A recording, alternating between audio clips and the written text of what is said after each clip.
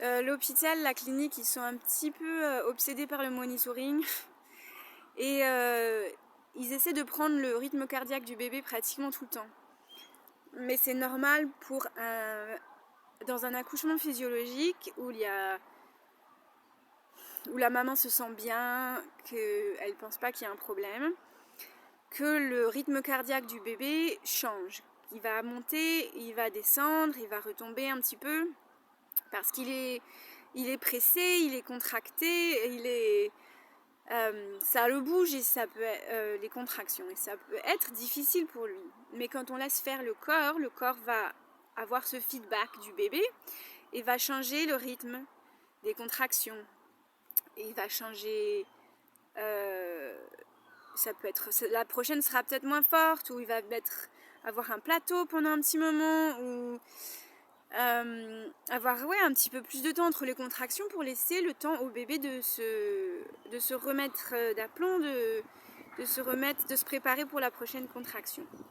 Et ça donne ce temps-là aussi à la maman de reprendre ses esprits, de se préparer.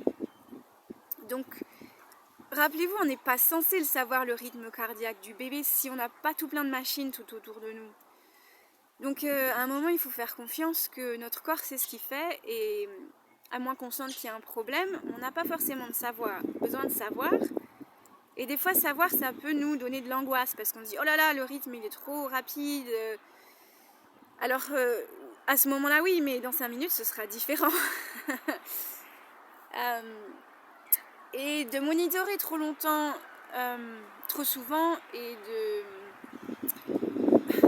aussi, ça rappelle à ce que je disais avant, quand on augmente le travail artificiellement ou qu'on donne de la pitocine, une hormone artificielle pour essayer de commencer, de déclencher le travail, ces contractions-là ne sont pas naturelles, elles ne viennent pas de votre corps, il n'y a pas de feedback entre le bébé et votre corps. Ce qui fait que, effectivement, là, il peut y avoir de la détresse fétale parce que les contractions sont fortes et qu'elles sont constantes. Il n'y a pas de repos, il n'y a pas de... Enfin, peut-être que ces choses ont changé, peut-être que le processus a été amélioré. Mais une fois qu'on commence à intervenir, je veux dire, ça enraye le processus naturel. Et une fois qu'on commence à donner de la pitocine, le corps ne produit pas son ocytocine, ne produit pas ses analgésiques personnels. Et donc, il va sûrement falloir continuer à intervenir. Par exemple, on a de la pitocine, on a ces contractions qui sont constantes, qui sont fortes. Et il peut se passer plein de choses. Par exemple, le bébé, oui, il va avoir du stress.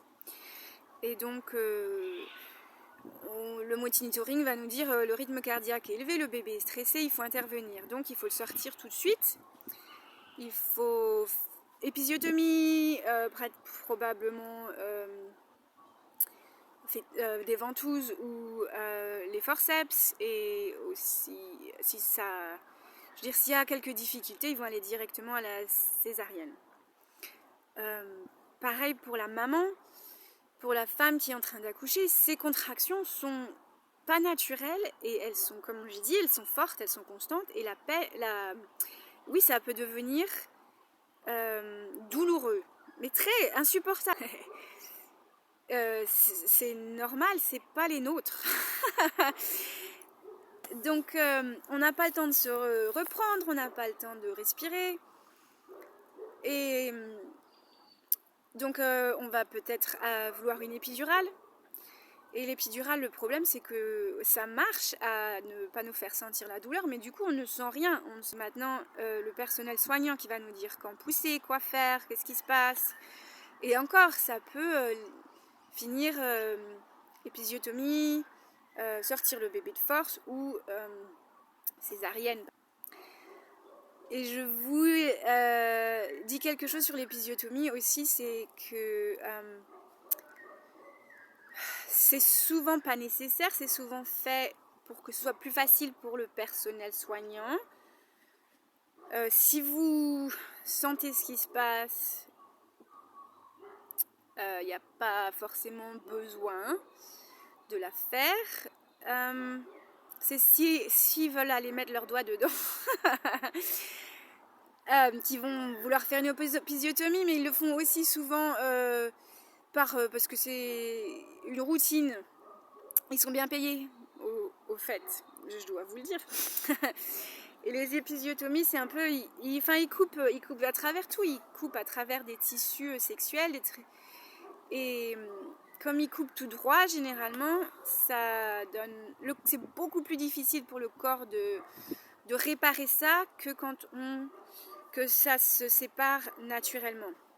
Et quand ça se sépare naturellement, souvent ça va pas être tout droit, et souvent normalement ça va protéger tous les tissus qui sont importants.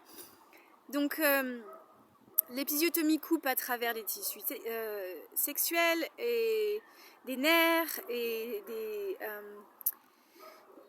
des vaisseaux sanguins aussi, ce qui peut avoir comme conséquence d'une hémorragie, mais aussi ça va être plus difficile après pour la femme de marcher, retrouver de la mobilité, et aussi avoir des relations sexuelles. Ça peut être douloureux pendant des années après. On peut complètement perdre de sensations de plaisir, de sensations dans et autour du vagin, et aussi ça va être beaucoup plus difficile pour retrouver les muscles du périnée après l'accouchement. Et un autre mot, ça s'éternise, pardon. Un autre mot sur la césarienne, c'est aussi une intervention lourde. Je ne sais pas si vous entendez le train à vapeur qui passe.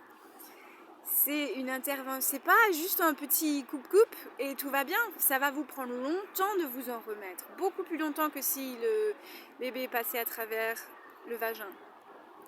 Et le bébé a besoin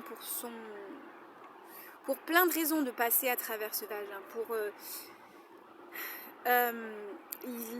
Il boit le liquide qui est dans le vagin, et ça lui colonise ses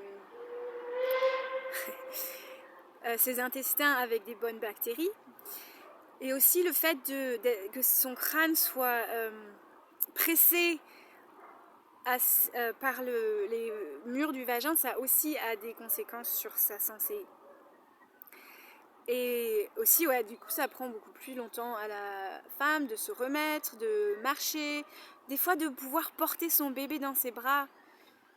Et donc, c'est pas rien. Il faut vraiment considérer si c'est une intervention dont on a besoin, et des conséquences qu'on veut porter après quand on apprend à prendre soin d'un petit être humain.